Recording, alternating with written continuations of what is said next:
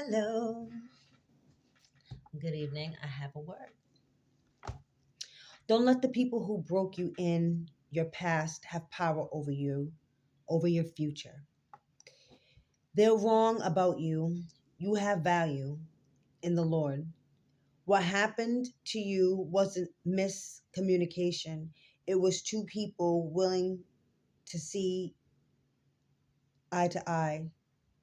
It wasn't two people willing to see eye to eye. It wasn't bad timing or someone working through their issues. Not, no, it was cruelty. Sharp, smooth, disguised. They hurt you with intention. They left you spinning, questioning yourself, wondering if you were the problem. They waited until you were soft, vulnerable, open, healing. They waited until you were starting to trust again. And that and that's when they struck. They were poisoning you slowly, quietly, carefully.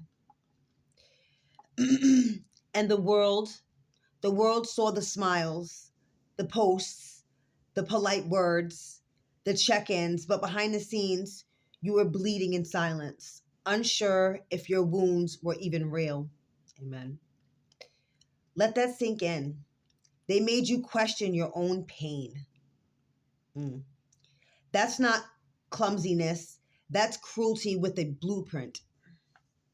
The worst part, they act like they're the worst part, they act like they're helping, like they're being patient, like they're putting up with you. I know this all too well. That's how deep the manipulation runs. They make you feel like the villain in your own story. But here's the truth, they weren't confused. They were comfortable. They saw your light and decided it needed to be dimmed. Not because you did anything wrong, but because your very existence highlighted everything they refused to face about themselves. You were a walking contradiction to their excuses. Where they numb out, you felt deeply. Where they manipulated, you gave freely. Where they blamed the world, you took responsibility, and that kind of energy, it exposes people. It makes the masked ones panic. Because standing next to someone real makes their performance feel cheap. So they did what cowards do. They tried to rewrite you. They used your love like a weapon and then stood there watching you apologize for the wounds they inflicted. Amen. You bled out while they held the blade. Damage doesn't land in the same spot over and over by coincidence. If someone keeps hurting you, they're not confused, they're committed. Amen. They don't deserve your explanations anymore. They don't deserve any apology. Mm-mm. They deserve distance. They deserve silence. Amen. Every time you said that hurt, they turned it into an argument. This is what healing looks like. Not always calm, not always pretty, but clear, bold, final. And they don't get access to the healed version of you. Amen. After trying to erase the parts that needed healing in the first place. So, no, you're not over it. You're not bitter. You're not stuck in the past. You're just done pretending lines don't matter. And from now on, anyone who tries to blur your boundaries will meet the will meet with the version of you they truly feared the most. The one who remembers, the one who no longer explains. Now they're now they're now they're the ones falling apart, and let them sit in the discomfort they built for you.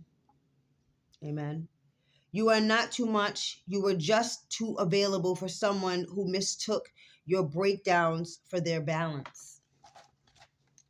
They feared your voice, so they taught you to disappear behind it.